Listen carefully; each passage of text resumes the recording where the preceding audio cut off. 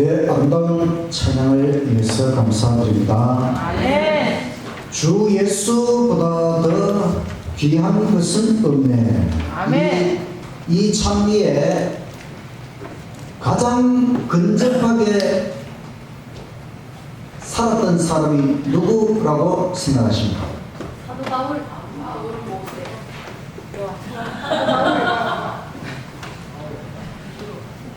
예수님 이후에 정말 예수님을 깨닫고 오직 예수님, 정말 예수님이 자기 인생에서 무엇보다 귀하다고 생각하고 이렇게 예수님을 위해 살았던 최고의 사람은 사도 바울이 아닌가 그런 생각합니다.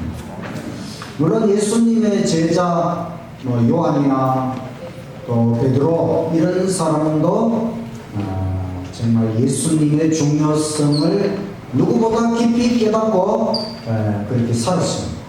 이처럼 예수님, 오직 예수님만 생각하고 바라보고 의지하고 그렇게 살았던 사람들이 사도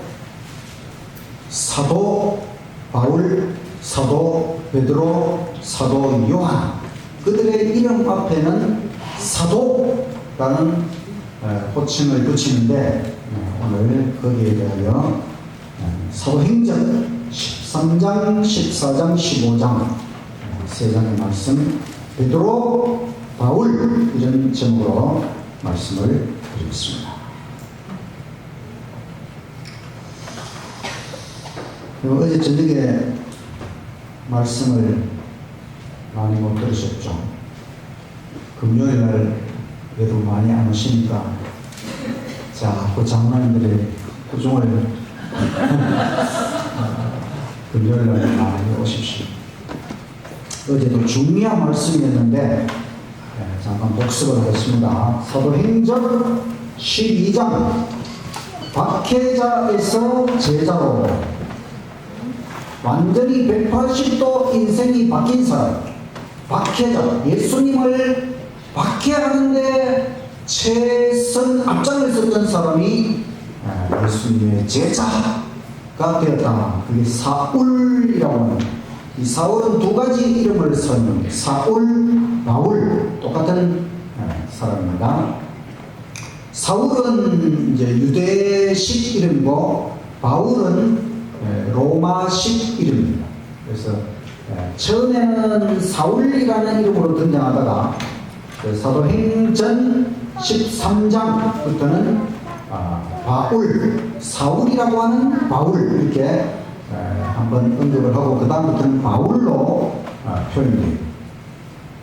사울은 원래 로마 시민이고 또 유대인 혈통이고 또 예루살렘에서 납변대 교육을 받았고 또 이스라엘 족속 베냐민 지파 출신입니다. 베냐민 지파에서 유명한 사람 누가 있죠? 사울 왕이 있잖아요. 아마 사울 왕의 이름을 따서 이 사울이 사울이라고 이름을 짓지 않았나 생각이 듭니다. 이 사람은 바리새인이고 또 사내들인 공회원, 바로 스데반 죽이는데 앞장섰다고 그 공로를 참작해서 사내들인 공회원까지 올라갔어요. 사울은 박해자의 선봉이었었고 또 다메섹까지 가서 교회를 핍박하려고 했는데 그 다메섹에 거의 도착했을 때에 하늘에서 음성이 들려오기를 사울아 사울아 너가 어찌하여 나를 핍박하느냐, 나는 너가 핍박하는 예수다. 이렇게 예수님께서 하늘에서 이 사울에게 나타나시고 내가 바로 너가 핍박하고 있는 예수다, 이 말을 듣고 나서 사울은 예수를 깨달았어요. 제자들, 예수님의 제자들의 그 주장, 예수님이 메시아라고 하는 그것이 진실하다고 하는 것을 확신하게 되었습니다. 사울은 지금까지 제사장들에게 속아서 사탄의 일을 한 것을 깨달았습니다.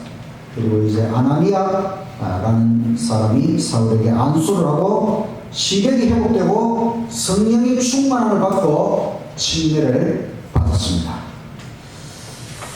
이게 이제 사울이라고 하는 사람이 이제 극적으로 예수님을 만나서 이제 예수님을 박해하던 사람, 예수님을 전하는 최고의 선교사로 바뀌는 시작점. 사도행전 13장 준비의 시기, 이제 바울이 이제 사도행전 13장부터는 이름이 바울로 바뀌어서 나옵니다. 사도행전 9장 19절부터 30절 본문이고, 바울은 즉시 다메섹 회당에서 예수님이 하나님의 아들이라고 증거하였습니다. 그 유대인들이 크게 놀라고 당황하게 되었어요. 핍박자가 어떻게 갑자기 전도자가 되느냐? 이해할 수 없었죠. 지금도 이 다메섹에 온 이유가 핍박하려고 왔는데, 핍박자가 와서는 예수님이 하나님의 아들이라고 증거를 하니까, 처음엔 유대인들이 그걸 듣고는 이게 무슨 속임수인가 왜 이런가 그렇게 했어요. 그러나 이것은 하나님께서 바울을 사용하기로 하셨다. 이것은 은혜입니다. 은혜. 왜 하나님께서 바울에게만 이런 은혜를 주시는가? 우리에게는 이런 은혜를 안 주십니까? 아니요. 우리도 다 죄인이지요. 죽을 수밖에 없는 죄인 우리를 하나님께서 구원하셨다고 하는 것, 천국 백성 삼아 주셨다고 하는 것, 은혜 맞습니까? 네. 바울은 단호한 목적이 있었고, 불굴의 용기가 있었고, 웅변가 있어요. 이것을 이제는 교회를 위해 사용하게 됩니다. 바울은 자신의 개종이 충동이나 광신이 아님을 선언하였습니다.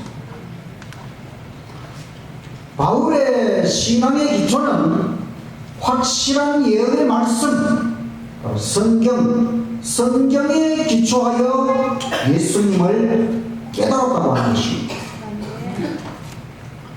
바울의 전도는 곧 유대인들의 맹렬한 반대에 직면하였고, 하늘의 사자가 바울을 아라비아 광야로 가도록 지시하였습니다.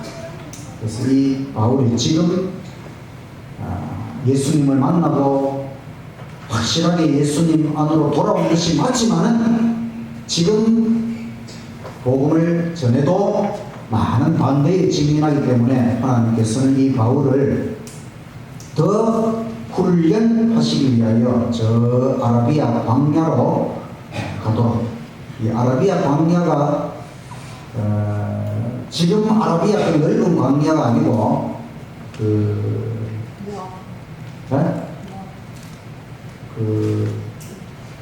우리 선지연수 가면 가는데 그 있지요.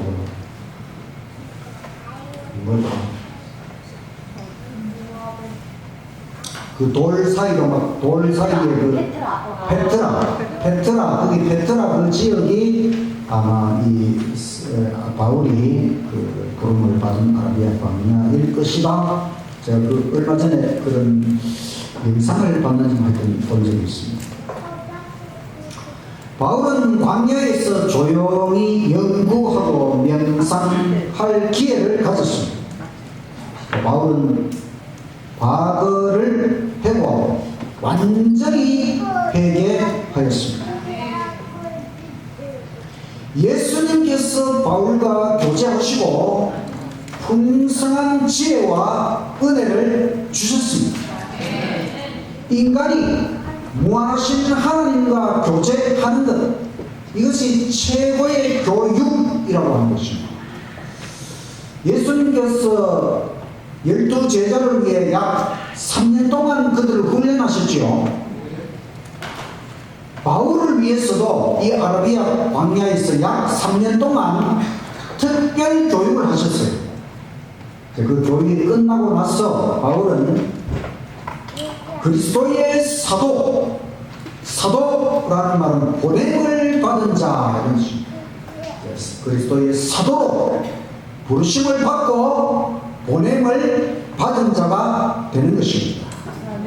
그의 부르심은 사람이 아니라 성자 예수님, 성부 하늘 아버지로 말미암은 것이다.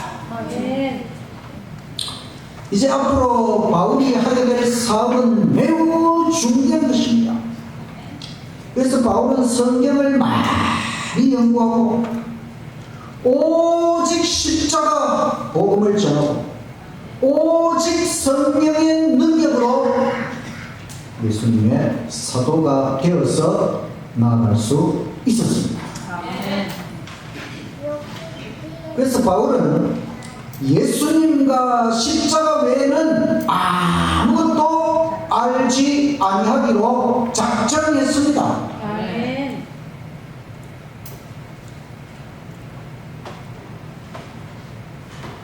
내게 사는 것이 그리스도다. 이런 고백을 했죠. 이 고백은 정말 엄청난 것입니다. 바울은 내 안에 예수님이 살아계신다고 하는 것입니다. 날마다 매일 자기 자신을 죽고 자기 안에 예수님이 살아계시는 경험. 이건 정말 바울의 경험에서 우러나오는 말씀이고 고백입니다. 내 주 예수 그리스도가 가장 고상하다.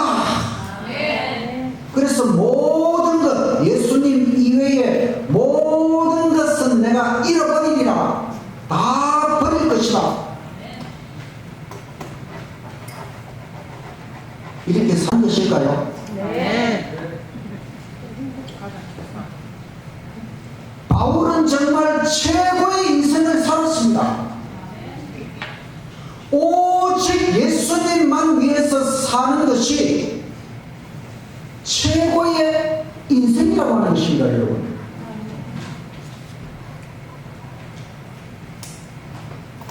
바울은 아라비아에서 다시 다메섹으로 돌아갔습니다.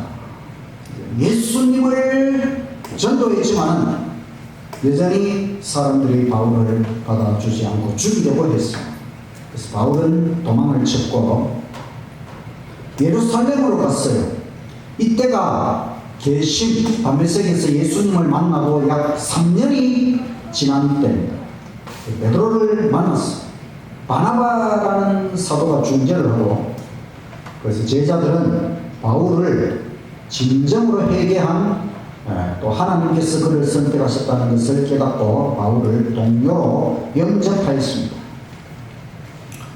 스데반이 생명을 바친 그 진리, 이제는 바울이 옹호하고 나섰다. 스데반이 얼마나 훌륭한 집사님입니까? 이분이 그리스도인 최초로 순교했지만은 그 스데반을 죽이는 일에 앞장섰던 사람 사울이 이제는 그 스데반이 못한 일을 다 하도록 하나님의 은혜로 바울을 선택하셨고, 이제는 바울이 스데반의 뒤를 이어서 하나님의 복음의 진리를 전하기 위하여 나서게 되었습니다. 살해 위협을 피해서 바울은 다소는 사울의 출생지입니다. 출생지 다소로 가서 이방인의 사도가 됩니다. 이처럼 사도 바울도 예수님의 제자들처럼 약 3년 동안 아라비아 광야에서 예수님의 특별 교육을 받고 이제 예수님에 의해서 완전한 사도가 되어서 일하게 되는 것입니다. 사도행전 14장 진리의 탐구자, 이 말씀은 사도행전 9장 32절에서 11장 18절 본문입니다. 한편 베드로는 루다라는 곳에서 8년 동안 중풍으로 고생하던 에니야를 고쳤습니다. 예수님이 하신 것처럼 예수님의 제자 베드로도 중풍 환자를 고쳤습니다. 또 요빠라는 곳에는 도르가라는 사람이 살았는데, 이분은 선행과 봉사를 아주 잘하는 분인데 병들어 죽었어요. 근데 베드로가 가서 죽은 도르가를 살렸습니다. 여러분, 이게 죽은 자를 살리는 것은 아무나 하는 일이 아니잖아요. 이게 성경에도 예가 몇 번 없어요. 구약에 뭐 엘리사 이런 선지자가 죽은 자를 살린 이런 일이 있고, 신약에 와서는 베드로가 이 죽은 도르가를 살립니다. 바울도 한번 그 떨어진 유두거를 살리는 일이 있잖아요. 이거는 아주 특별한 하나님의 권능으로 이렇게 되는 것입니다. 이 베드로도 도르가를 살려내는 그런 기적을 일으켰습니다. 사도행전 10장 1절, 가이사랴에 고넬료라 하는 사람이 있으니 이탈리아 부대라 하는 군대의 백부장, 로마 군대의 백부장 고넬료, 그가 경건하여 온 집안과 더불어 하나님을 경외하며 백성을 많이 구제하고 하나님께 항상 기도하더니, 하루는 제9시, 오늘날은 15시, 오후 3시쯤 되어 환상 중에 밝히 보내 하나님의 사자, 천사가 들어와서 이르되 고넬료야 하니,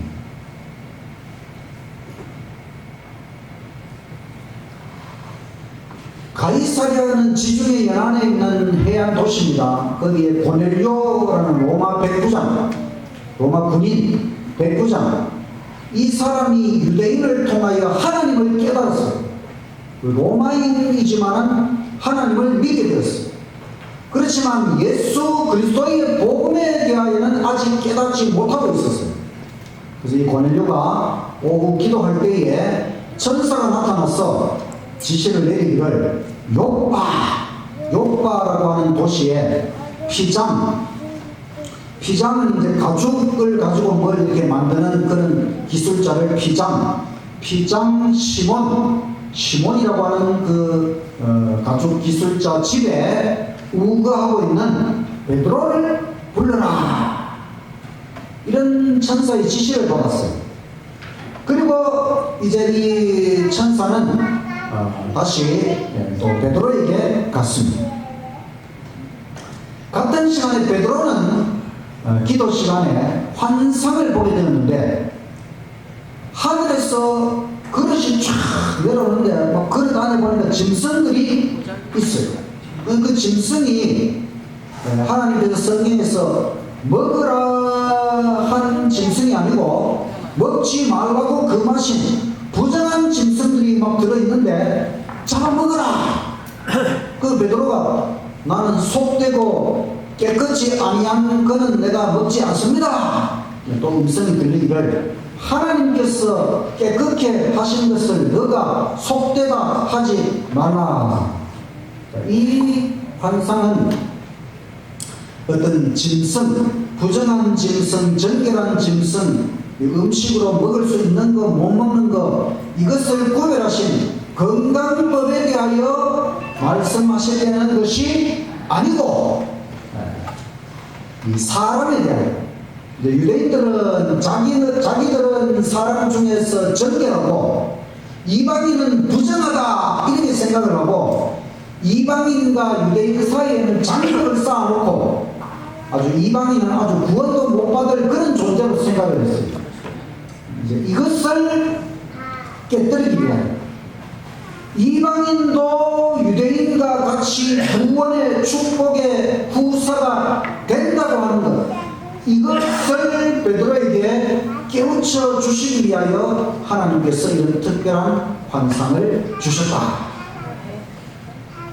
지금까지는 예수님의 제자들이 오직 유대인에게만 예수님의 복음을 전했어요.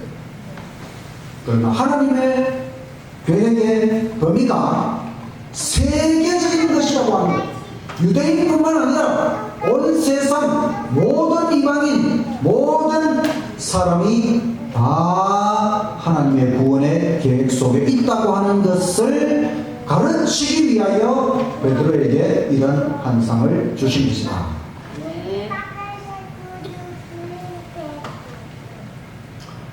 이제 가이사랴에서 고넬료가 보낸 두 사람이 요빠에 베드로에게 왔어요. 그래서 이 이야기를 막 하고, 베드로가 형제 6명을 데리고 가이사랴 고넬료 집으로 갔습니다. 그랬더니만 고넬료가 그 자신의 일가와 친구들을 다 불러 모아놓고 베드로의 설교를 듣는 것입니다. 큰 무리 앞에서 베드로는 예수님의 생애에 대하여, 예수님의 이적, 그리고 십자가의 죽음, 그리고 3일 만에 부활, 그리고 40일 후에 승천하신 이 모든 예수 그리스도의 생애에 대하여 설명을 쫙 했습니다. 그리고 설교 중에 성령이 강림하셨어요. 오순절 성령 강림이 일어난 것처럼 그때는 유대인들이 오순절 성령 강림을 경험했는데, 지금은 이방인들이 모여있는데 성령이 강림하셨고, 그래서 예수님의 이름으로 침례를 주었습니다. 하나님께서 이방인에게도 성령의 축복을 내려주셨다. 성령은 유대인에게만 내리는 것이 아니라 이방인 모든 사람에게 성령의 축복이 내릴 수 있다고 하는 것입니다. 이제 예수 복음은 유대인을 넘어서 이방인에게까지 널리 확장되어야 된다. 그래서 이 베드로가 가이사랴에 가서 고넬료가 로마 군대의 백부장과 그 가족과 그 친구들에게 복음을 전하고 성령 강림의 역사가 일어나고, 이것은 이 기독교 복음의 역사에서 매우 중대한 사건. 이제 이때로부터 제자들은, 사도들은 이방인도 우리의 구원의 대상이다, 이런 마음을 가지고 온 세상에 복음을 전할 수 있게 되었습니다. 사도행전 15장, 잠 끄시고 옥에서 노인, 사도행전 12장 1절에서 23절 본문입니다. 사도행전 12장 1절, 그때에 헤롯 왕이 손을 들어 교회 중에서 몇 사람을 해하려 하여 제자 요한의 형제 야고보를 칼로 죽이니, 그리스도인 중에 최초의 순교자는 스데반이죠. 스데반, 어제 배웠잖아요. 스데반이 최초의 순교자고, 그럼 예수님 제자 중에 최초의 순교자는 야고보, 요한의 형제 야고보. 그래서 요한과 야고보의 어머니가 내 아들 하나는 주의 좌편에 우편에 있게 해달라고 했는데, 야고보가 최초로 제자 중에 순교하고 요한은 가장 오래도록 생존합니다. 헤롯 왕이 야고보를 죽였는데 유대인들이 이 일을 기뻐하는 것을 보고 베드로도 잡으려 할세. 때는 무교절 기간, 6월절 기간, 무교절 기간, 잡음에 옥에 가두어 군인 내식인 내패에게 맡겨 지키고 6월절 후에 백성 앞에 끌어내고자 하더라. 이 헤롯 왕이 야고보 죽이고 나니까 막 사람들이 좋아하고, 그래서 자기 인기가 올라가니까 요번에는 베드로도 잡아 죽여야지 이래가지고 베드로를 잡아 죽이려고 옥에 가두었습니다. 헤롯 왕이 한 사람이 아닙니다. 여러 사람이 있어요. 침례 요한을 죽이고 예수님을 재판했던 헤롯은 헤롯 안티파스 왕이고, 여기 나오는 헤롯 아그리파 왕은 그 헤롯 안티파스 왕의 조카뻘이에요. 조카뻘. 이 헤롯 아그리파 왕이 유대교에 개종을 하고 또 그리스도 교회를 핍박하고, 그래서 이 헤롯이 요한의 형제 야고보를 옥에 가두고 죽였어요. 그 다음에 베드로도 공개 처형하려고 일단 투옥해 놓았습니다. 그러니까 신자들은 베드로를 위해 열렬히 기도를 했어요. 근데 헤롯 왕은 베드로 처형일을 딱 정해놓았어요. 그리고는 16명의 군사들을 동원해서 베드로를 감시하고, 그래서 두 병사가 항상 이 사슬로 베드로하고 딱 연결되어 있도록 절대로 도망가지 못하도록 그렇게 해놓았어요. 인간의 궁지는 하나님께서 일하시는 기회다. 인간이 헤어나올 수 없는 그런 궁지에 몰린다 할지라도 그때에 바로 전지전능하신 하나님께서 드디어 일하신다고 하는 것입니다. 처형일 바로 전날 밤에 천사가 베드로를 구출하기 위해서 왔습니다. 그 다음에 그 두 병사 사이에 쇠사슬을 다 풀어버리고 베드로가 이제 이 옥문을 나가는데 옥문들이 전부 자동, 베드로가 지나가면 다 자동으로 다 열려버려요. 그래 이제 베드로가 이제 형제들에게 갔더니 그들은 기도하고 있었어요. 바로 베드로가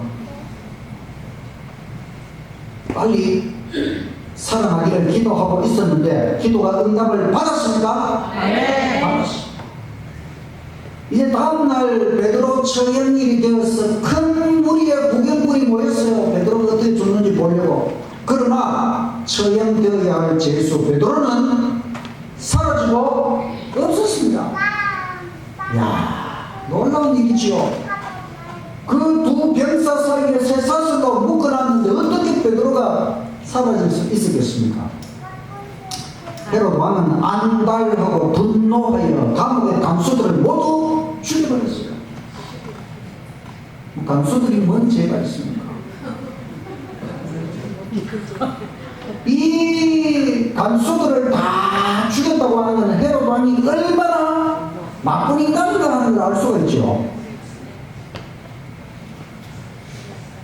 얼마 후에 헤롯 왕은 가이사랴에 내려가서 큰 축제를 베풀고 웅변을 토했어. 그랬더니만은 사람들이 흥분해가지고 이 헤롯을 신으로 숭배하겠다고 막 하니까 헤롯이 수락을 하고 자기를 신으로 숭배하는 것을 수락을 했어요. 그랬더니만은 헤롯에게 갑자기 고통이 임했어요. 가장 괴로운 고뇌가 이르러 양심의 가책을 받게 됩니다. 베드로를 구출했던 그 천사가 헤롯에게는 진노와 형벌을 내리게 되었습니다. 헤롯은 하나님의 은보의 심판으로 마음과 몸에 큰 고통 속에서 죽었습니다. 예수님의 제자 야고보를 죽이고 베드로까지 죽이려고 하다가 그 간수들을 다 처형시킨 이런 나쁜 인간 헤롯이 이제는 막 사람들이 자기를 신으로 숭배하려고 하니까 하나님 자리에 자기를 놓으려고 하는 이런 못된 인간에게 하나님께서 심판을 하시고 큰 고통 속에서 죽었다. 자, 이제 베드로 사도는 기적적으로 구원을 받았고 그 베드로를 박해한 헤롯은 하나님의 저주로 놀라운 소식이 각 지방에 전달되어서 많은 사람들이 예수님을 믿게 되었다. 오늘날도 하늘의 천사들은 우리와 함께하며 우리를 인도하고 때로는 우리에게 지시도 하고 우리를 보호하고 믿습니까 여러분? 우리 눈에 보이지 않지만 사탄 마귀의 무리들도 우리 주위에 와서 우리를 유혹하지만 하늘의 천사들도 항상 우리를 보호하기 위해서 애쓰고 있는 것입니다. 하늘과 땅은 신비스러운 사다리로 연결되어 있습니다. 야곱의 그 사다리에 천사들이 오르락내리락 하는 것입니다. 천사들이 하늘과 땅을 오르락내리락 하면서 바로 구원받은 하나님의 백성들을 보호하고 인도하고 도와주기 위하여 천사들이 우리를 위해 애쓰고 있는 것입니다. 천사들의 일은 시련, 고통, 유혹 당하는 이에게 가까이 가는 것입니다. 하나님께서 우리의 모든 기도에 우리가 어려움 당할 때에 여러분 기도하면 천사를 통해 우리를 도와주시고 우리와 함께 하시고 우리의 문제를 해결한다고 하는 이 사실 꼭 기억하시고 항상 하나님께 기도하고 나아가시는 저와 여러분이 되시기를 간절히 바랍니다.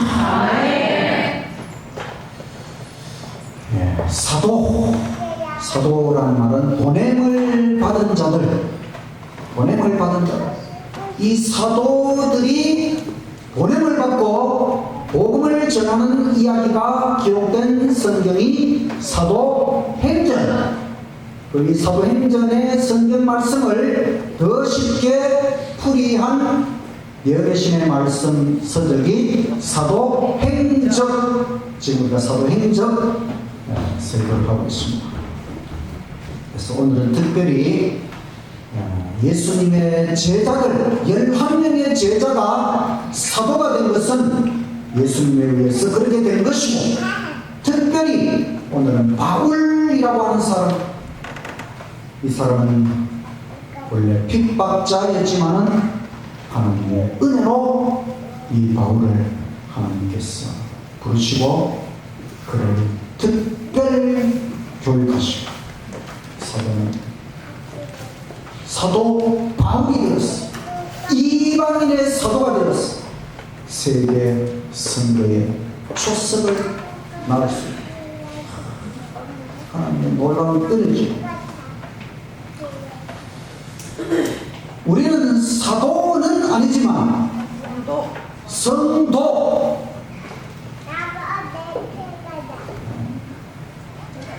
우리는 거룩한 부르심을 받은 거룩한 무리 성도.